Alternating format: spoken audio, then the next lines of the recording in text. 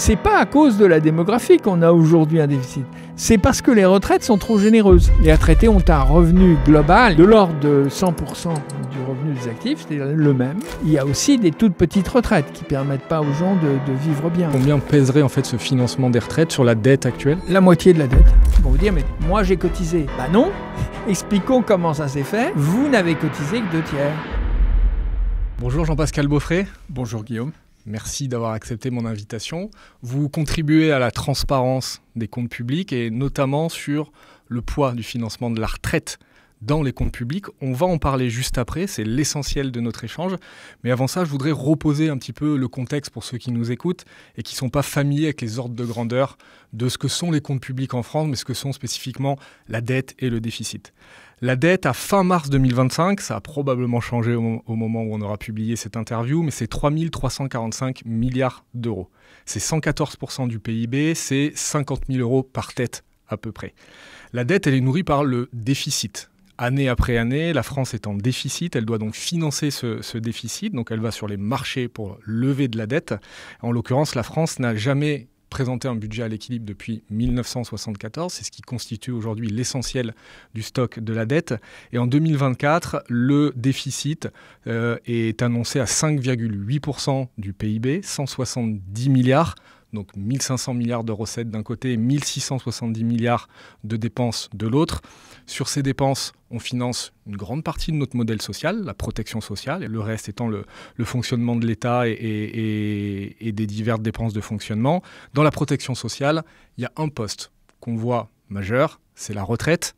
Et sur ce sujet de la retraite, on a le Conseil d'orientation des retraites qui, chaque année, nous explique que, et en l'occurrence pour 2024, nous explique que le système est excédentaire de 1%.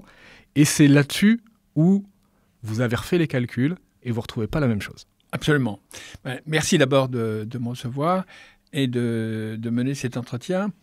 Ce que je dis depuis près de 3 ans maintenant, c'est qu'en matière de retraite, nous n'avons jamais cessé d'en parler. Depuis 7 ans ou 8 ans, je crois que c'est un des débats absolument majeurs, un débat public majeur. Avec des retraites successives d'ailleurs, avec des réformes successives, avec pardon. 2 réformes, un projet de réforme qui avait été voté en février 2020, qui datait de 2019, c'était de transformer l'ensemble du système, et un projet de réforme et une réforme plus limitée qui a été votée en 2023 et qui consiste en très gros à passer l'âge de départ à la retraite de 62 ans à 64 ans.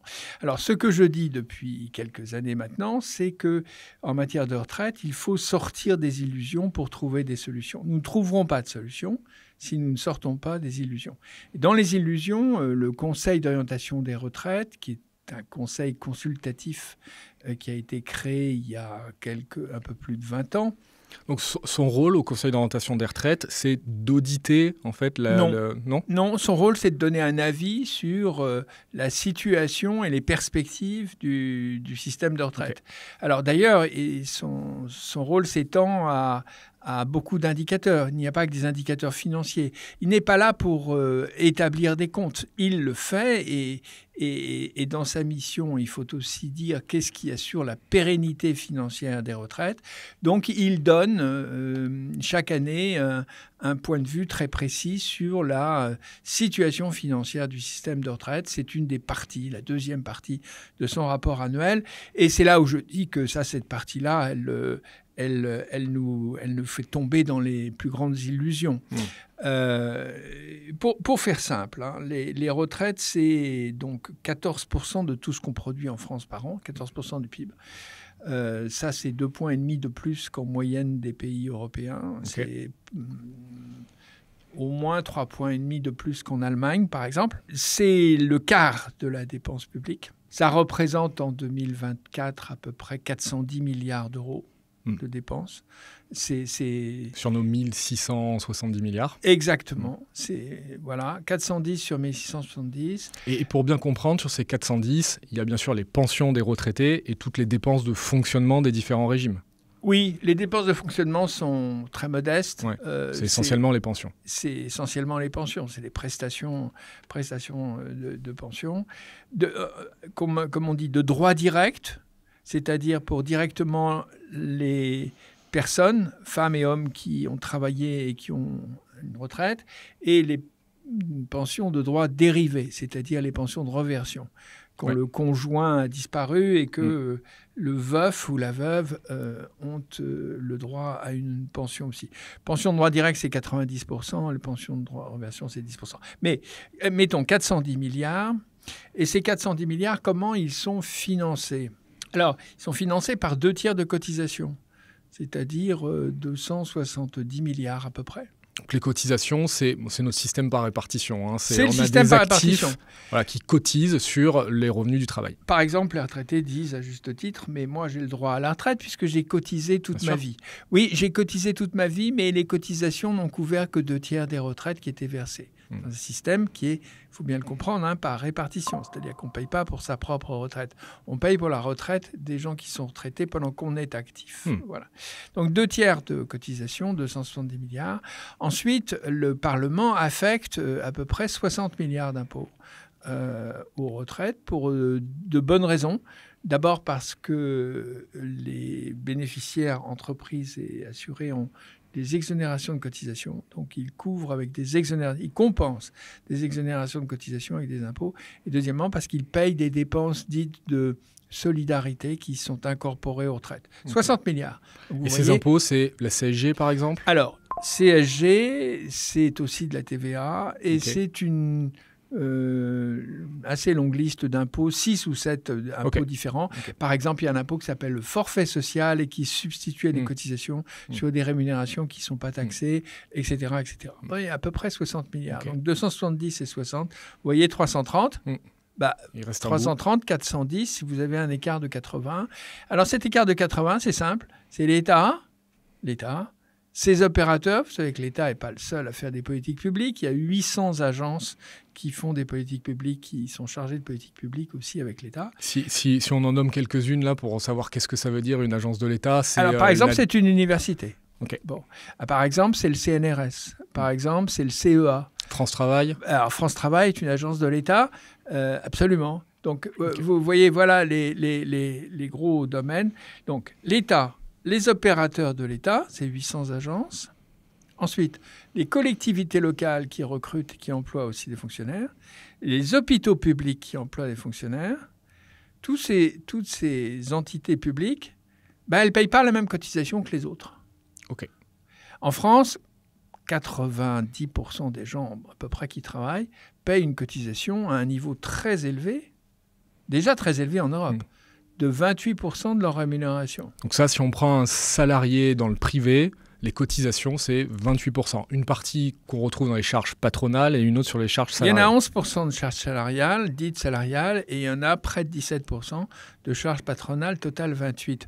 Mais vous savez, les cotisations, qu'elles soient salariales ou patronales, elles sont bien prises sur la rémunération des revenus du travail. Donc 28%, c'est un taux très élevé. Par exemple, en Allemagne, c'est un peu moins de 20%. Les cotisations pour les mêmes retraites obligatoires. Donc ça, concrètement, c'est ce qui joue aussi sur la compétitivité la France et sur la pression qu'on peut mettre sur les actifs aujourd'hui. Donc, les salariés du secteur privé et la plupart des travailleurs français payent ou versent aux retraites une cotisation de 28% qui est élevée en Europe. Mais l'État, ses opérateurs, les collectivités locales et les hôpitaux publics, eux, ils versent non seulement une cotisation, mais ils versent une énorme cotisation, que moi j'appelle surcotisation. Alors l'État, par exemple, paye aujourd'hui 89% des traitements qu'il donne à ses fonctionnaires en cotisation. Alors que dans le privé, c'est 28%. Alors que c'est dans le privé, c'est 28%. Donc on peut estimer que la surcotisation est la différence entre ces 89% la surcotisation et les 28%. est une subvention, bien entendu. Bien entendu. Il n'y a pas de raison que vous payiez véritablement plus de 28% sur les traitements des fonctionnaires, alors que vous payez 28% des salariés. Encore une fois, le 28% est très élevé. Donc 89%, mais par exemple, sur les militaires, ils payent 137% du traitement des militaires. Donc l'État s'est fait, l'État, ses opérateurs, les collectivités locales, c'est moins, c'est de l'ordre de 43%, mais ça va passer bientôt à plus de 50%. Donc je suis maire d'une commune, j'emploie un fonctionnaire communal, je paye aujourd'hui 43% de son traitement en cotisation retraite, alors que si la même personne est un contractuel privé pour le même poste, je vais payer 28%. Quelque part, il y a 15% de subvention, si vous voulez. Ouais. Donc, c'est ça que je dis. Donc, ces 80 milliards qui complètent le financement des retraites, donc 20% des retraites, sont faites par des subventions sous forme de surcotisation dans les régimes de fonctionnaires par les employeurs publics que sont l'État, ses opérateurs, les collectivités locales et les hôpitaux publics. Et par ailleurs, ce n'est pas les seules subventions. L'État donne aussi des subventions directes. Alors, il y a en France ce qu'on appelle des régimes spéciaux de retraite, qui sont les régimes de la RATP, de la SNCF, des mines, des marins et de quelques autres. Et l'État verse 8 milliards de subventions chaque année, depuis très longtemps, pour que ces régimes de retraite puissent fonctionner, soient équilibrés. Bon, il y a ces subventions-là. Et puis, il y a d'autres subventions. Par exemple, on prélève pour les retraites 11 milliards dans la caisse famille. Alors, en plus des cotisations, en plus des allocations familiales. Donc, vous voyez, vous avez un système bizarre de flux dans tous les sens, de tuyaux dans tous les sens. Connecté en interne. Connecté en interne. Et qu'on n'arrive pas nécessairement à voir dans les comptes publics. Alors, dans les comptes publics, c'est assez difficile à voir. Mais enfin, ça peut se voir. Puisque moi, je suis capable de le faire. Donc, d'autres sont capables de le faire aussi. Faut regarder de près. Mais voilà. Donc, je disais, par exemple, les retraites prélèvent 11 milliards sur les ressources de la caisse famille. Les retraites prélèvent 4 milliards sur les ressources du chômage. Bon, le chômage, c'est 45 milliards de dépenses en France en ce moment. Mais dans ces dépenses, il y a 4 milliards pour les retraites. Mais il n'y a rien à voir avec une prestation de chômage. Donc, vous voyez, les retraites sont financées par 270 milliards de cotisations, 60 milliards d'impôts affectés par le Parlement et 80 milliards de subventions diverses, dont une partie est faite par les employeurs de fonctionnaires et dont l'autre partie est faite par le reste de la sécurité sociale, qui, si elle avait ses fonds, ne serait pas déséquilibrée. Donc, vous voyez bien, le déséquilibre de la sécurité sociale, on dit que c'est l'assurance maladie, mais pas du tout. C'est l'assurance retraite. À l'évidence. Et qu'est-ce qui fait que le Conseil d'orientation des retraites nous affiche un système excédentaire de 1%? Alors, ils disent, moi je prends les retraites aux bornes des retraites et je regarde toutes les ressources, toutes les recettes. Que ces recettes soient des cotisations, que ce soit des impôts affectés ou que ce soit des subventions des autres administrations, je m'en moque. C'est des recettes. C'est des recettes. In fine, sur le compte entre guillemets, financier des retraites, les recettes équivalent aux dépenses. Alors, par exemple, il a trouvé qu'en 2024, compte tenu des produits financiers, les retraites étaient excédentaires de 4 milliards. La Cour des comptes, sur 2023, a fait un rapport en février 2025 à la demande du Premier ministre et dit que les retraites sont excédentaires de 8 milliards. Oui, c'est excédentaire, mais après que la collectivité ait affecté 60 milliards d'impôts, et après que la collectivité et les autres collectivités aient vu sur leur budget en dépenses s'inscrire des subventions pour les retraites pour 80 milliards. Alors moi, je pose la question simple, c'est de dire, qu'est-ce que c'est qu'un déficit? Parce que quand on fait le déficit public pour l'ensemble des administrations publiques, il va de soi que ces 80 milliards, ils pèsent. Oui. Et si vous les rapportez, elles sont bien financées d'une quelconque manière. Elles sont bien financées d'une quelconque manière. Donc, si vous rapportez la dépense, si vous prenez la dépense publique de retraite, les 80 milliards sont un besoin de financement, donc un déficit relatif aux retraites, alors qui est couvert par ailleurs, bien entendu. Mais ce ailleurs, il compte bien dans les dépenses publiques, ou il compte bien dans le besoin d'emprunt des collectivités publiques, de l'État, des collectivités locales, des hôpitaux, etc. Donc ça, on ne veut pas le voir. Et vous savez, c'est simple. Il faut rester très, très basique, très simple. C'est déjà suffisamment complexe. C'est déjà suffisamment complexe. Un déficit, c'est des dépenses publiques moins des prélèvements obligatoires, c'est-à-dire des cotisations ou des impôts. Ouais. Si vous regardez au niveau des retraites, les dépenses de retraite, c'est 410. Et les prélèvements obligatoires, c'est 270 de cotisations et 60 d'impôts, 330. Il y a un trou. Le solde, 80, c'est un déficit. Moi, j'appelle un chat un chat. Alors après, le corps dit, Conseil d'orientation des retraites, ça dépend de où vous mettez la barrière des recettes du système de retraite. Mais je ne regarde pas les recettes du système de retraite. Je regarde qu'est-ce que le système de retraite a contribué en termes de déficit public. Et je dis, c'est en gros 20%. En fait, le constat, pour faire simple, le constat, c'est que nous empruntons, et depuis très longtemps, nous empruntons en dette publique de quoi financer 20% des retraites. Est-ce que vous avez des ordres de grandeur de combien pèserait en fait ce financement des retraites sur la dette actuelle? La moitié de la dette. La moitié de la dette proviendrait du déficit de financement des retraites. Vous savez, on n'est pas, d'ailleurs, c'est pas un scoop d'une certaine manière. En 2011, en Italie, il y a une très grosse réforme, puisque l'Italie n'arrivait plus à emprunter ou arrivait à emprunter à des taux trop élevés. Et donc, ils ont fait une réforme de leurs finances publiques. Alors, regardons de l'autre côté des Alpes ce qui s'est passé. Vous avez une dame qui, en 15 jours, 3 semaines, a dû produire, un ministre qui a dû produire un système de réforme des retraites. Et on lui a demandé, elle s'appelle Elsa Fornaro. Okay. Et c'est très intéressant son témoignage parce qu'à l'époque, on lui a demandé, mais Madame Fornaro, qu'est-ce que vous pensez? Quelle est la part de la dette italienne qui vient des retraites? Elle a dit probablement 2/3. Oh. Donc vous voyez, quand je dis la moitié des retraites, nous ne sommes pas très loin d'une vérité qui s'est déjà produite en Italie. Et l'Italie est un système également avec la France très généreux a été un système très généreux et très favorable des retraites qui a été réformé en Italie et qui probablement fera encore l'objet de réforme. Donc ce que je dis, la première illusion que nous entretenons en France, c'est que les retraites ne contribuent pas au déficit public. Elles contribuent massivement au déficit public. Avant la crise Covid, en 2017, 2018, 2019, les retraites étaient plus que importantes que la totalité du déficit public. On était à 55 milliards à peu près de déficit par an. On est à 170 aujourd'hui. Oui.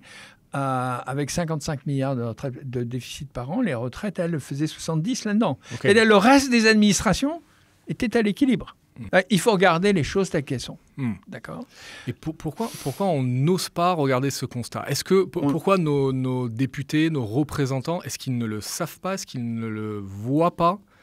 Qu'est-ce qui fait qu'on n'arrive pas à s'accorder sur ce sujet-là du poids en fait, du financement de la protection sociale et de la protection vieillesse dans notre déficit? Je pense qu'il y a 2 raisons. Il y a une raison politique majeure, bien entendu, c'est qu'une fois qu'on a dit ça, ça veut dire que pour l'avenir, le recul de l'âge de la retraite ne suffira pas, je le dis par ailleurs, et il faudra très probablement faire ce que les Allemands ont fait depuis 2004 à peu près, c'est-à-dire éroder les retraites avec un système de coefficient de soutenabilité qui prend ou réduit l'indexation effective des retraites. Bon.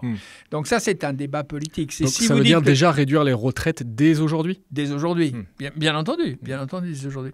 La première raison pour laquelle c'est difficile à dire, c'est que vous vous adressez à des électeurs nombreux et assidus et vous leur dites, écoutez, notre système de retraite n'est pas soutenable par rapport à la quantité de travail qu'on a en France, et donc il va falloir, il est indispensable pour redresser les finances publiques de réduire marginalement, graduellement, pas de manière massive, mais graduellement, peut-être de 15% ou 10%, quelque chose comme ça sur de nombreuses années, sur 5, 6, 7, 8 ans, et de manière continue. Bon.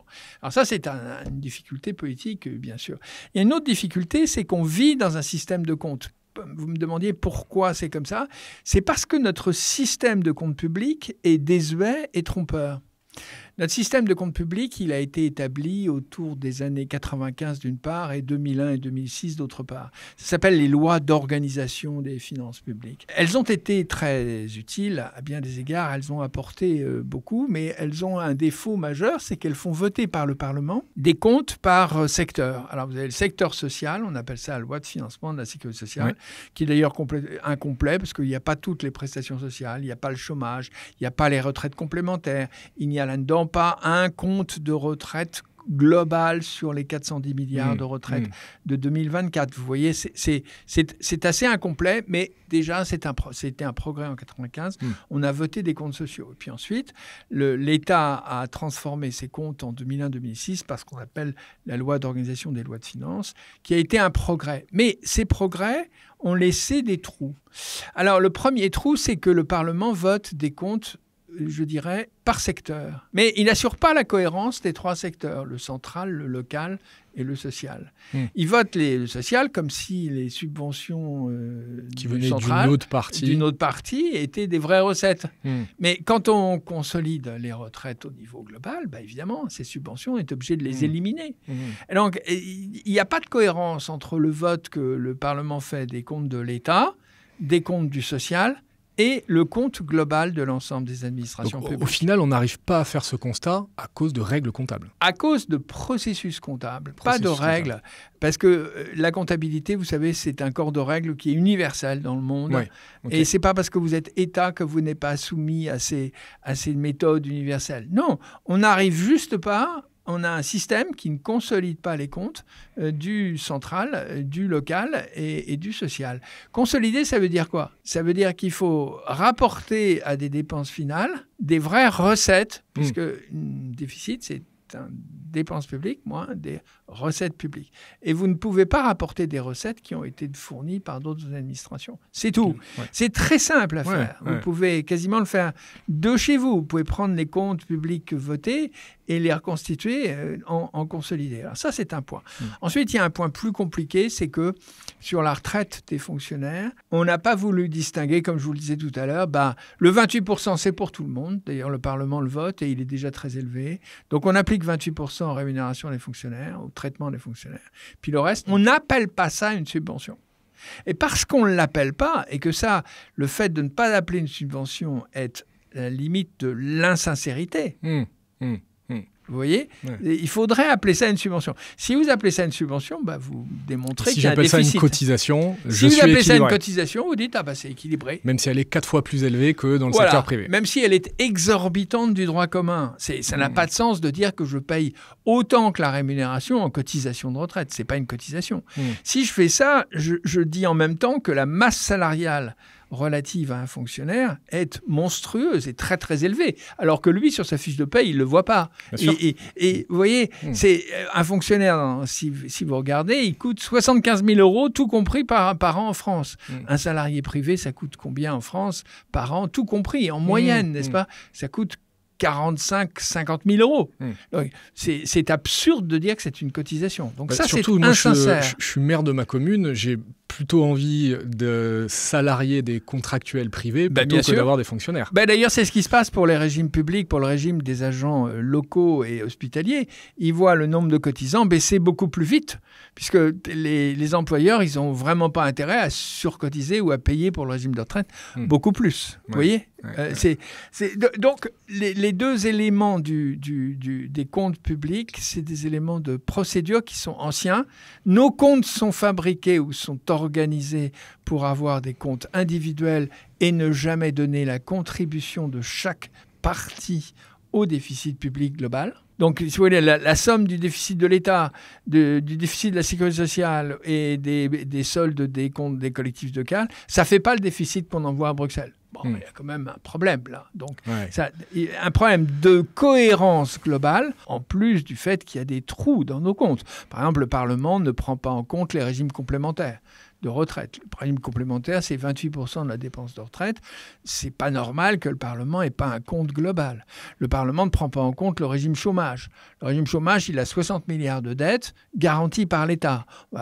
Bien sûr, les partenaires sociaux sont très importants, mais enfin, on ne peut pas dire que ce n'est pas un régime public. Vous voyez, c'est autorisé par l'État. L'État envoie des lettres de cadrage, etc. Donc, il y a des trous. Le processus n'est pas bon parce qu'on ne fait pas de cohérence entre tout le monde. Et puis, troisièmement, il y a des traitements ou des classements qui ne sont pas sincères. Il est anormal d'appeler cotisation quelque chose que je verse pour financer le régime de retraite des fonctionnaires et qui serait 100% de leur traitement. Je veux bien qu'il y ait 28% dedans, mais pas 100%. Et le reste, c'est une subvention. Donc, vous voyez, en plus, la difficulté politique d'affronter le problème, il y a cette difficulté, c'est qu'on vit sur un système qui est ancien, qui avait son intérêt quand il a été créé, mais qui est devenu désuet et trompeur. Parce que pour affronter un problème et pour trouver une solution, il faut quand même s'accorder sur le constat. Voilà. Et là, on n'arrive pas à s'accorder sur le constat de quel est le poids, quelle est la répartition en fait, du déficit et quels sont les postes. Je pense qu'on s'accorde en fait maintenant de plus en plus sur le constat, surtout depuis tous ces travaux. Vous avez par exemple des hommes politiques qui se prononcent très clairement pour ce constat. Alors vous avez... le Premier ministre, qui risque de ne plus l'être dans les prochains jours. Parce qu'à l'heure où on enregistre, c'est le lendemain du vote de confiance du 8 septembre. Exactement. Donc le Premier ministre a écrit, quand il était au commissaire au plan, on ne dit pas la vérité aux Français sur les retraites, et elles sont très déficitaires. Il a demandé à l'époque, d'ailleurs, que la réforme de 2023 soit décalée de plusieurs mois pour faire de la pédagogie, pour expliquer. Ça n'a pas été fait. Bon.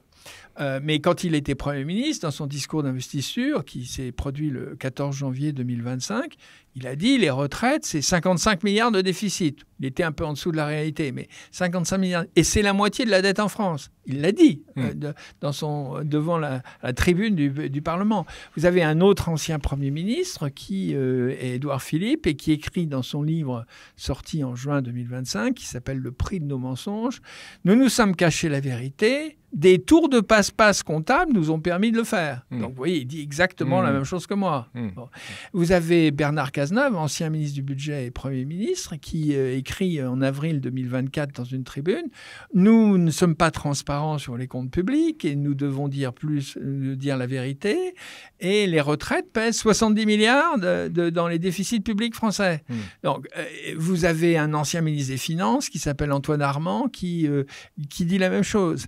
Vous avez même Bruno Le Maire, ministre de l'économie et finances pendant 7 ans, qui, lorsqu'il dépose dans une commission d'enquête au Parlement en décembre 2024, dit « Écoutez, c'est simple, si nous ne réduisons pas les retraites en France, nous ne redresserons pas les finances publiques. » Il le dit. Ok, donc le constat commence à être partagé. Le constat politique, on ne peut pas dire qu'il ne soit pas fait. Maintenant, on ne passe pas à l'action, si vous voulez. Mais en gros, ce constat. Alors en revanche, ce qui reste, c'est une très grosse partie de l'administration et du système de production d'informations reste calée sur quelque chose de désuet et trompeur, c'est-à-dire le texte sur les lois de financement de la sécurité sociale et le texte sur la LOLF. Alors, le type même d'organisme qui reste bloqué sur des choses désuètes et trompeuses, c'est la Cour des comptes.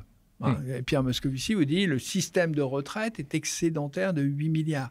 Moi, je me demande comment on peut considérer qu'un système de retraite de 400 milliards de retraite est excédentaire quand il n'est financé qu'aux 2/3 par des cotisations et allez, acceptons et 14% d'impôts, c'est 80%. Et que le reste, c'est des subventions qui le couvrent. Je ne sais pas comment on peut appeler excédentaire un tel système. Bon, mais c'est la responsabilité de la Cour des comptes qui vit encore une fois dans un système dont elle ne veut pas reconnaître que comme il donne des comptes par segment mais qui ne sont pas cohérents avec le compte d'ensemble, eh bien, c'est un système désuet et trompeur. Alors, ce que je dis, c'est l'illusion du déficit. Oui. Mais il y a une illusion un peu plus grande encore qui est, vous allez voir, il y a des illusions dans les illusions. C'est imbriqué, en fait. C'est imbriqué. Justement, sur ce sujet, une fois qu'on s'accorde à dire que le déficit des retraites, 81 milliards sur 2024, c'est 2,8% du PIB, oui. Versus les 5,8% de déficit qu'on Exactement. a. Donc on voit qu'il près de la moitié. Près de la moitié quand même. On creuse un petit peu, on se dit mais on a beaucoup de régimes de retraite en France. Oui. Il y en a 42 si je ne me trompe pas, oui. Plus le régime général ou inclus dedans inclus. Le régime général inclus dedans. 42 régimes de retraite, oui. Dont des régimes spéciaux, dont on entend parler de ces régimes de fonctionnaires, ces surcotisations, etc. Est-ce que tous ces régimes contribuent de la même manière au déficit ou pas? Alors, la réponse est apparemment non, mais en réalité, oui. C'est un problème global.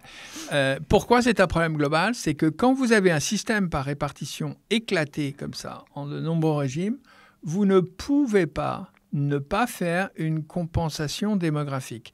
Qu'est-ce que c'est une compensation démographique? C'est juste de tenir compte du fait que pour des raisons professionnelles, pour des raisons historiques, certains régimes ont très peu de cotisants et beaucoup de retraités, et d'autres régimes ont plus de cotisants et moins de retraités. Je donne un exemple. Les agriculteurs, ils ont 0,5 cotisants pour un retraité, mais depuis longtemps.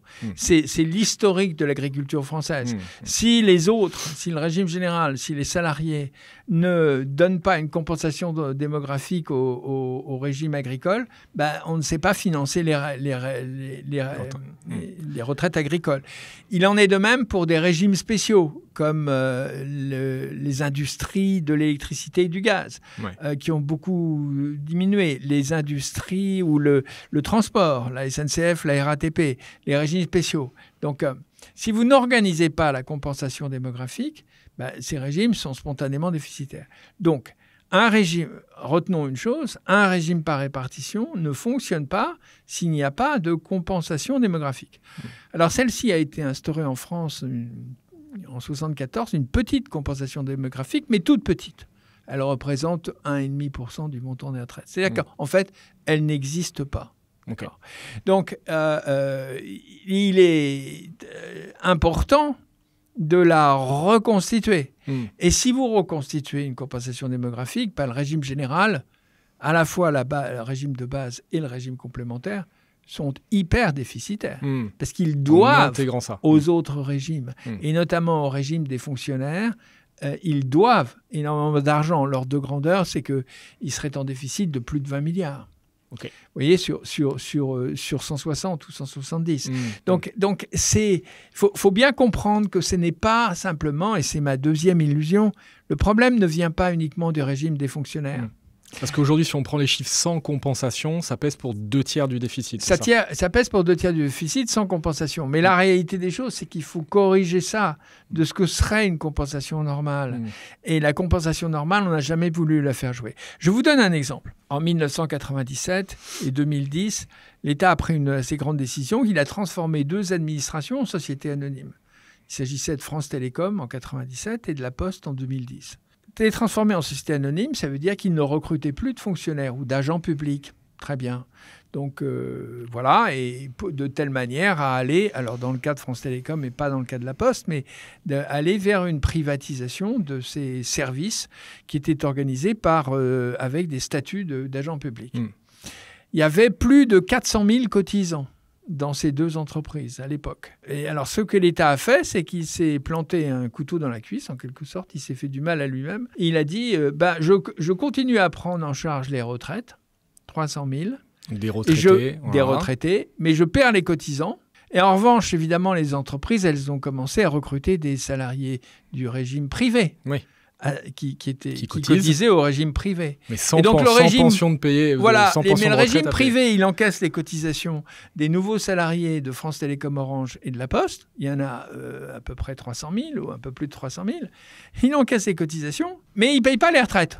Alors ça coûte combien à l'État ? Ça coûte environ 8 milliards par an. Alors ça, c'est dans le déficit des régimes publics. Vous voyez, donc, ce déficit des régimes publics, en fait, il est partagé avec tous les autres. Il est partagé. Il n'est pas partagé, mais il est lié au déficit des retraites. Ce qui se passe en réalité dans le système français, c'est qu'à travers les régimes de fonctionnaires, l'État paye le déficit des autres régimes. Il paye le fait que les retraites sont trop élevées par rapport à des cotisations elles-mêmes trop élevées. Donc on a effectivement cette répartition entre les différents régimes, mais le vrai constat, le vrai problème, c'est que les retraites sont trop élevées en France.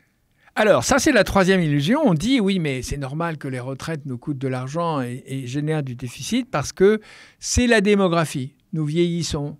Il y a 40 ans, il y avait 4 cotisants pour un retraité. Aujourd'hui, il y a 1,7 cotisants pour un retraité. Et il y a des projections à 1,2 d'ici 2050. Voilà, et des projections encore plus graves, etc. Si on ne continue, si on ne travaille pas plus, si on ne recule pas l'âge de la retraite et si on ne travaille pas plus, etc., nous ne financerons pas le système des retraites. Alors, je ne dis pas que ça, c'est pas vrai.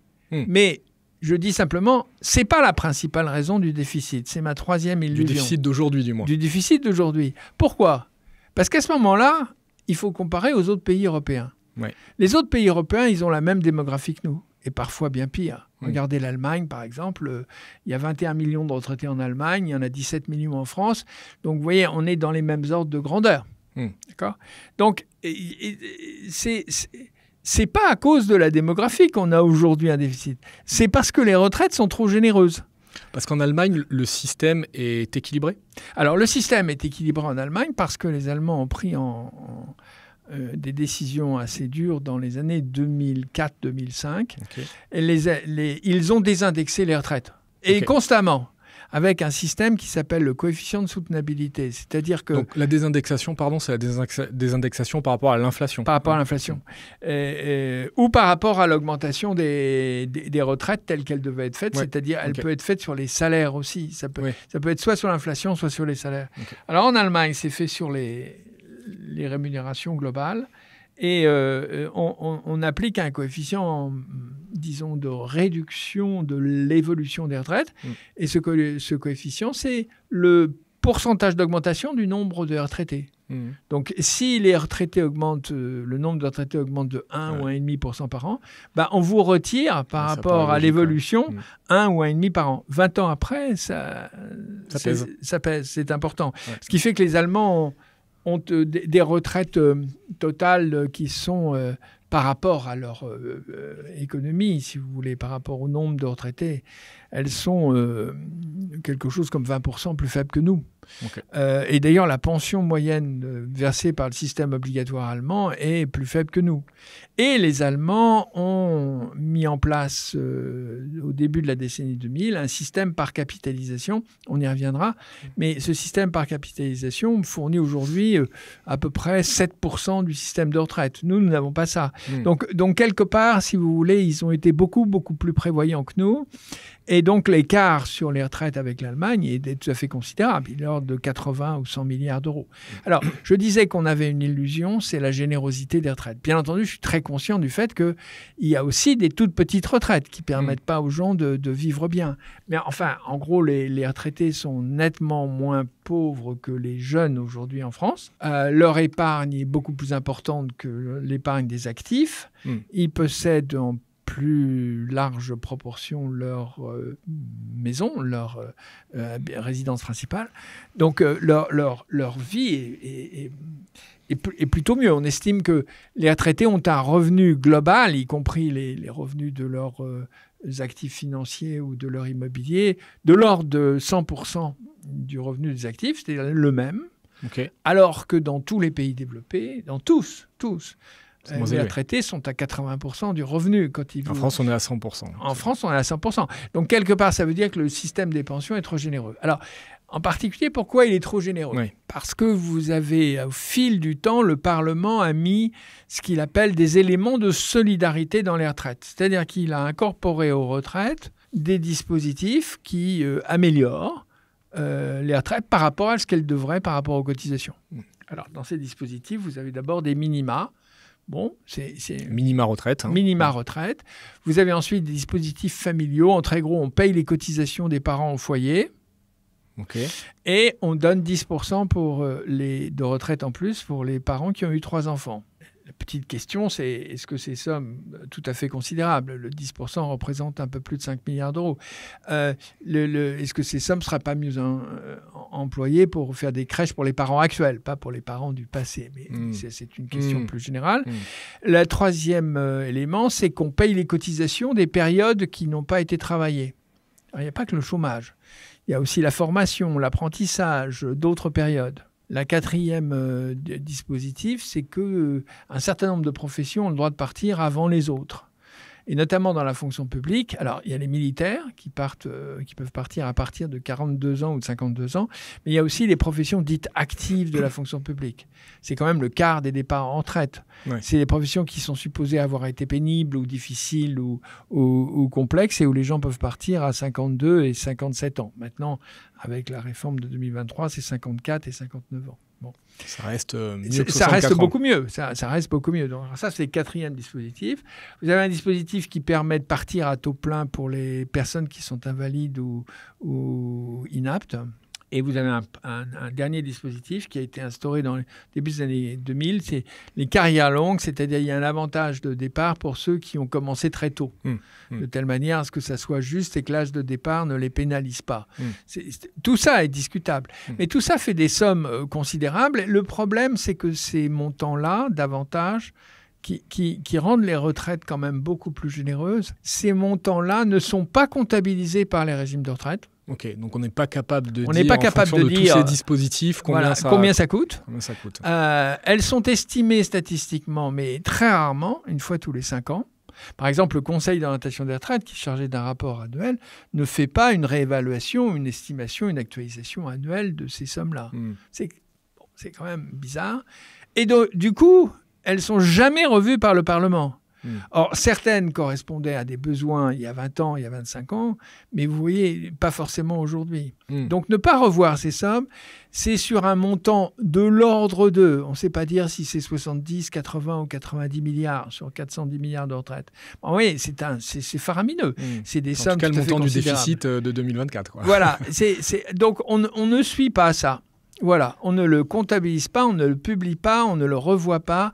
On l'estime statistiquement dans des conditions d'ailleurs pas vraiment très précises. C'est-à-dire on ne dit pas quel régime a quoi.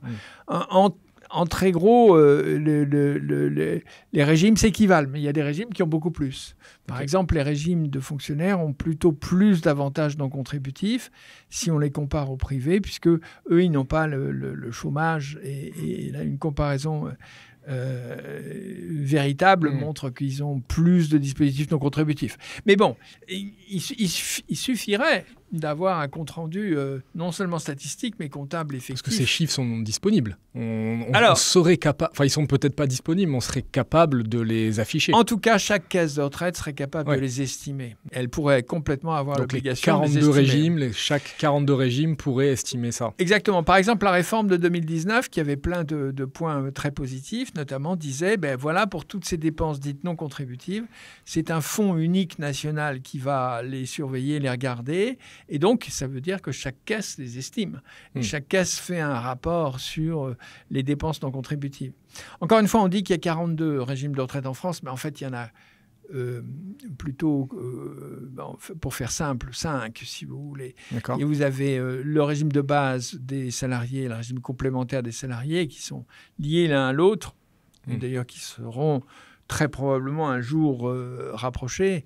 Vous avez le régime des fonctionnaires de l'État et puis d'autre part un régime spécifique pour les fonctionnaires des collectivités locales et des hôpitaux. Et puis vous avez un groupe de plus d'une dizaine de régimes spéciaux de retraite. Et enfin, vous avez les professions libérales et les indépendants. Le seul régime qui est équilibré en France, qui est équilibré par ses cotisations, c'est les professions libérales et les indépendants. C'est le seul. Tous les autres... Parce que les retraites sont très faibles. Et parce que, justement, ils ont décidé d'avoir des retraites faibles pour avoir des cotisations également plus faibles et pour bien gérer. Alors, ceux-là ont des réserves. C'est pas le régime Alors, même le régime complémentaire des salariés est juste à l'équilibre parce qu'il reçoit aussi des Donc ça, c'est subventions. La GIR-Carco. La GIR-Carco, on dit, mais ils ont des excédents, ils ont des réserves, on peut puiser dans la réserve. Pas du tout. La GIR-Carco est un régime bien géré, et beaucoup mieux géré depuis 2015, qui a retrouvé des excédents financiers. Mais l'équilibre économique de la GIR-Carco est modeste, si vous voulez. Il n'y a pas de production d'excédents énormes. Alors que pour le régime de base des salariés privés, il y a évidemment un déficit important. D'autant plus que pour couvrir le régime de base des salariés, vous êtes obligé de taper dans la caisse famille et dans la caisse famille et dans différentes caisses. Vous voyez ? Donc, la troisième illusion, je répète, c'est que ce n'est pas la démographie qui explique nos déficits de retraite. Ces déficits sont très anciens. À une époque où la démographie était meilleure, on avait déjà des déficits de retraite. Ce qui explique, et par rapport aux autres, on voit bien que ce n'est pas la démographie qui explique. Tendanciellement, bien sûr, la démographie va dans le mauvais sens, mais ce n'est pas la démographie qui explique. Ce qui explique, c'est que notre système, et c'est montré dans des comparaisons internationales comme celle de l'OCDE, notre système est trop généreux par rapport à ce qu'on peut payer. Et donc trop généreux d'environ 20%. Je ne serais pas aussi net que le chiffre de 20%, mais je dirais facilement de l'ordre de 15%, oui. Okay. Et donc la seule manière de redresser les comptes publics français, c'est de dire aux gens, écoutez, constatons-le. Il ne faut pas se cacher vous voyez, quand on cache les constats, on s'enfonce dans les difficultés. C'est vrai qu'en partageant, on se dit toujours, mais comment trouver une solution à un problème qu'on n'a pas encore constaté. Exactement. En fait, s'il n'y a pas de problème, il ne peut pas y avoir de solution. Il faut avoir la constatation du problème, la découverte de ses causes et donc les pistes de redressement. Alors, c'est quoi les pistes de redressement dans tout ça? C'est la première piste de redressement, c'est que, bon an, mal an, et on sera, vous verrez, obligé de le faire, c'est d'année en année, il faut dire aux retraités, votre pouvoir d'achat étant plutôt bon en moyenne en France, on va peut-être pas vous donner la totalité de l'indexation. Et on va appliquer à l'allemande, en quelque sorte, même chose qu'en Allemagne, un coefficient de soutenabilité des retraites. Ça peut paraître très, comment dirais-je, très agressif vis-à-vis des retraités. Ils vont vous dire, mais moi j'ai cotisé. Ben non, expliquons comment ça s'est fait. Vous n'avez cotisé que 2/3. Ouais, c'est parce que il y a très longtemps que ça dure. Donc, et par ailleurs, je pense qu'à partir du moment où ils voient que ça bloque complètement le système pour les dépenses publiques d'avenir, celles pour l'éducation, pour les jeunes. C'est ça qu'il faut aussi expliquer. C'est-à-dire qu'en fait, tout le déficit et tous ces besoins de financement des retraites, c'est autant d'argent qu'on ne met pas dans les dépenses d'investissement. Bien sûr. Vous savez, vous avez ce schéma bien connu maintenant qui est sur 1 000 € de dépenses, vous avez 560 de dépenses de prestations sociales et donc 440 de dépenses pour le reste, pour l'éducation, la recherche, le fonctionnement des services publics, etc. Ce que disent nos comptes, qui sont désuets et trompeurs, c'est que la totalité des déficits est afférent aux 440 € pour 1000 des dépenses d'avenir et que les 560 de prestations sociales, dont 260 de retraite, ne font aucun déficit et sont en excédent. Vous voyez bien que c'est faux. N'importe quel gestionnaire de budget dit... Bon père de famille, c'est du bon sens. Bon père de famille, c'est du bon sens. Si je n'ai pas assez de recettes par rapport à mes dépenses, je vais allouer mon déficit au moins au prorata des dépenses. Ben non, on ne le fait pas. Et donc, on ne s'en rend pas compte. Et avec ce système, surtout des surcotisations publiques, on aboutit à des aberrations, si vous voulez. On aboutit, par exemple, à l'aberration que le budget de l'éducation nationale... et 22%, il y a 22% qui sont consacrés à une subvention des retraites de tous les fonctionnaires, pas seulement des retraites de l'éducation nationale. Donc quand on dit on a 87 milliards, le premier poste de dépenses publiques, c'est l'éducation nationale en France, les 87 milliards comprennent quelque chose comme 19 milliards de subventions aux retraites. Subventions retraite, qui même ne sont pas la pas cotisation de base. Oui, même pas la cotisation de base. C'est le supplément. Donc il faut arrêter.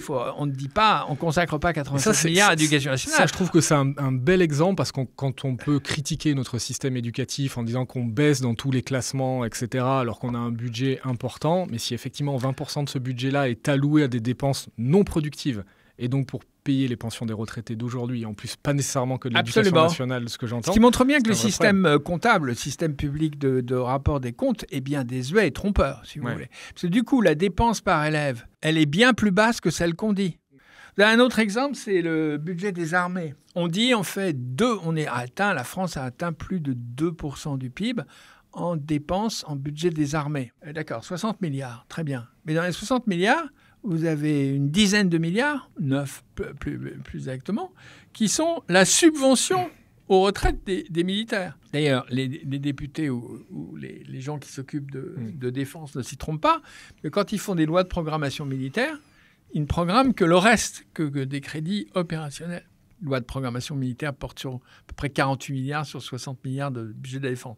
Mais le budget global, lui, de l'État, il comprend bien 60 milliards de dépenses. Donc on affecte des cotisations de couverture fictive d'un déficit de retraite, on les affecte au budget des armées, au budget de l'éducation nationale, au budget de la police, au budget de tous les ministères qui ont des employés. Donc vous voyez bien, il y a un truc qui ne va pas. Donc le premier élément de solution, si on ne réduit pas graduellement, très progressivement, très prudemment, en expliquant pourquoi les retraites d'un certain pourcentage, on n'y arrivera pas. Alors, il y a des gens qui disent « Ah, ben, il n'y a qu'à reporter l'âge de la retraite. On est à 64 ans. Certains voulaient la refaire passer à 60 ans, voire à 62 ans. 64 ans, passons-la pour l'avenir complètement comme tous les autres pays européens à 67 ans ou plus. » OK, ça c'est bien, c'est parce que économiquement, on augmente le taux d'emploi Donc, on augmente la richesse française du nombre de gens qui, en plus, vont travailler. La dernière réforme qui avait passé de 60 à 62 ans, on l'a vu, a conduit à mettre au travail ou à prolonger l'activité d'un grand nombre de seniors. Et donc, ça a été très positif. Il n'y a pas de problème, c'est très positif, mais c'est très lent. Bien sûr. Le débat, c'est que ça prend effet génération après génération et c'est lent. Mais pendant ce temps-là, vous êtes obligé d'emprunter 70 milliards ou 80 milliards par an pour financer vos retraites. Donc, quelque part, vous voyez bien que ça ne tient pas la route. L'âge ne suffit pas. Donc, c'est pour ça que je dis qu'une sorte d'évolution graduelle à la baisse, disons, dans des normes européennes, donc pas sauvages, pas asiatiques ou américaines. On coupe tout d'un seul coup. On coupe tout d'un seul coup, c'est très graduel. Je dis que c'est indispensable au redressement des finances publiques. Je pense qu'il faut revoir les dispositifs très nombreux, les 6 dispositifs dits non contributifs, qui améliorent et qui sont incorporés aux retraites et dont la situation dans les comptes publics ou dans les rapports publics n'est pas du tout satisfaisante. C'est tout à fait pas satisfaisant d'avoir un budget dit social qui d'ailleurs concerne 94% des Français. 94% des retraités ont une amélioration, un avantage au titre d'un des 6 dispositifs.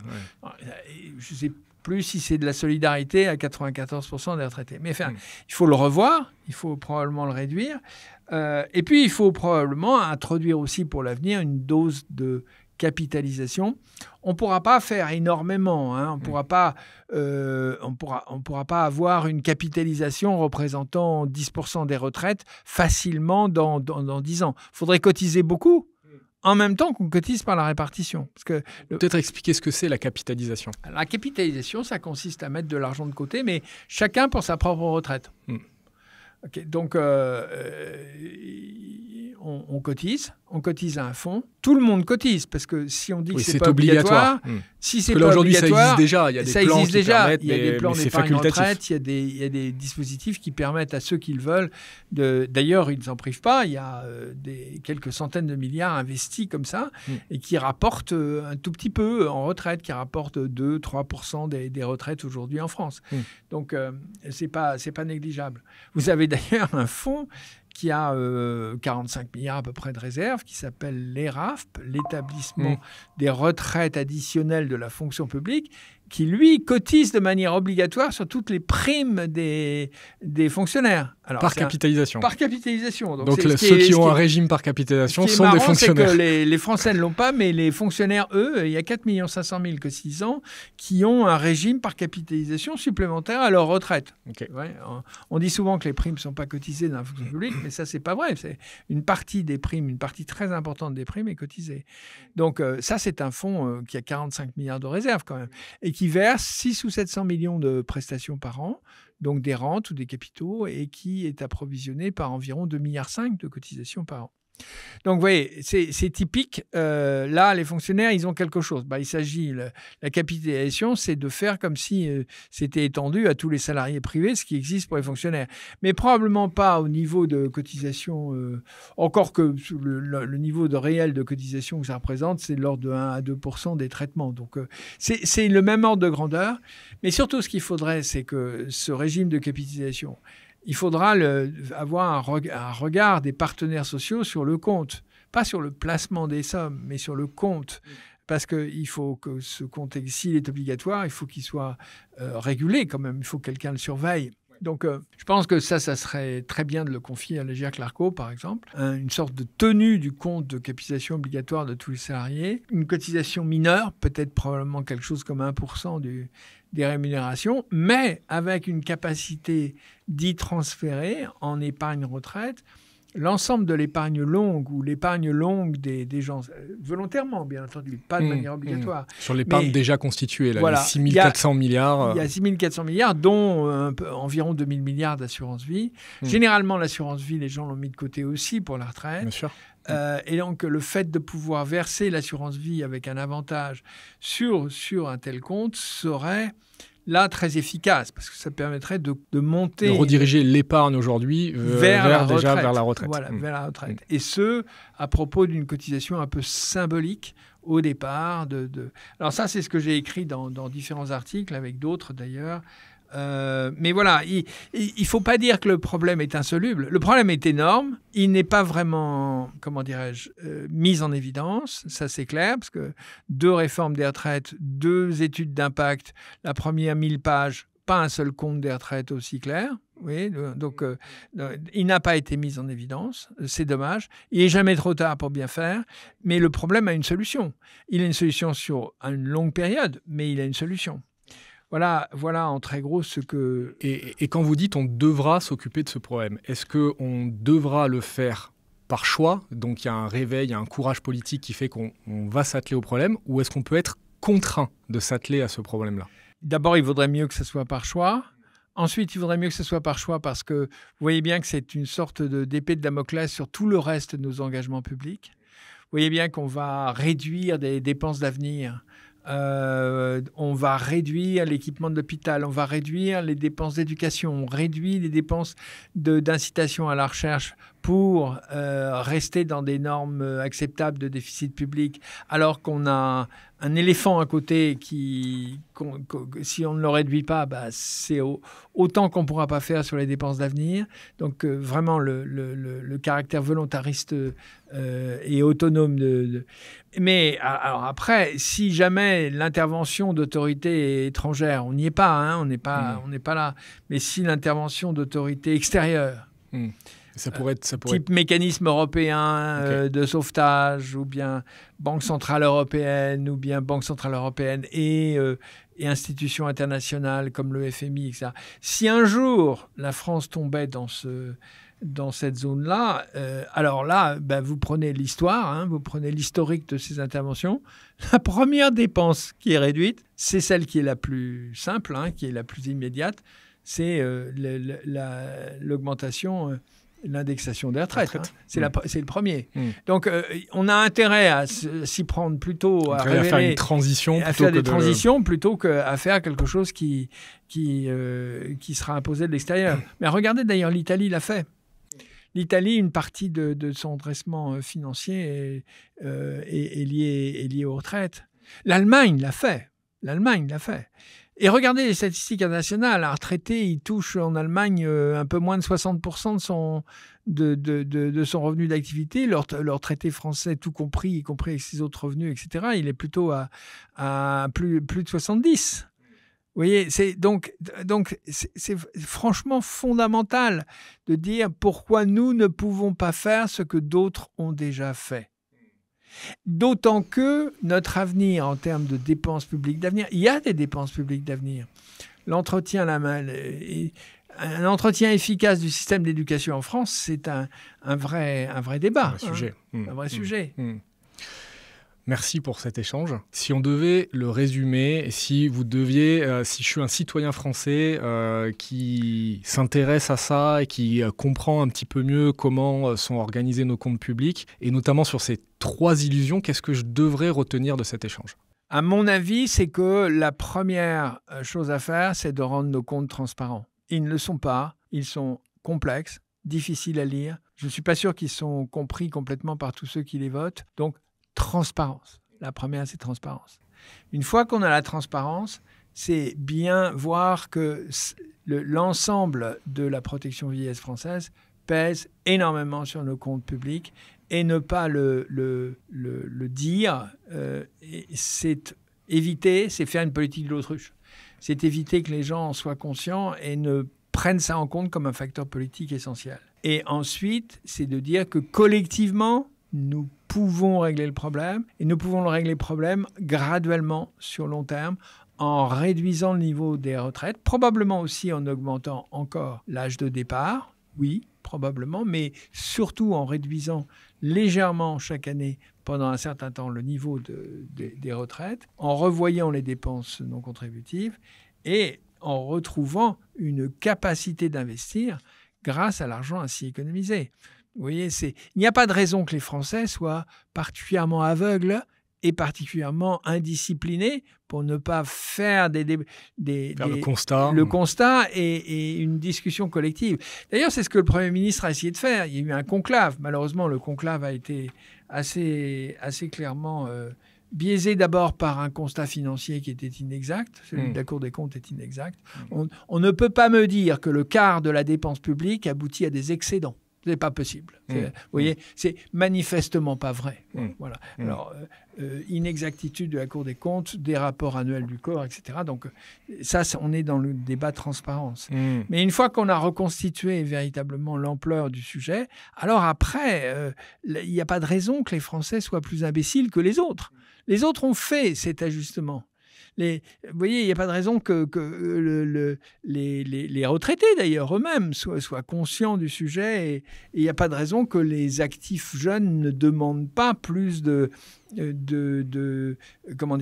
d'acceptation collective du sujet. Bien sûr. Donc, je pense que c'est une prise de conscience qui a commencé avec pas mal d'hommes politiques, a commencé notamment avec tout ce qu'a dit François Bayrou comme Premier ministre. Quoi qu'on le pense de lui, il a quand même été beaucoup plus loin dans le constat. Donc, il faut lui rendre grâce pour ça, le remercier. Et maintenant qu'on a un constat à peu près clair, il faut agir. Il faut agir. Et agir, c'est, encore une fois, c'est soutenabilité des retraites par rapport au déficit public. Et ça, c'est très clair aujourd'hui chez une grande partie des gens, c'est que les finances publiques ne seront pas soutenables si nous n'attaquons pas à nouveau à la générosité des retraites. Voilà. Un grand merci, Jean-Pascal Beaufret. On peut vous lire sur LinkedIn, sur X. On mettra tous les liens en commentaire de la description. Et un grand merci une nouvelle fois de nous avoir éclairés sur ce sujet. Merci beaucoup de votre accueil.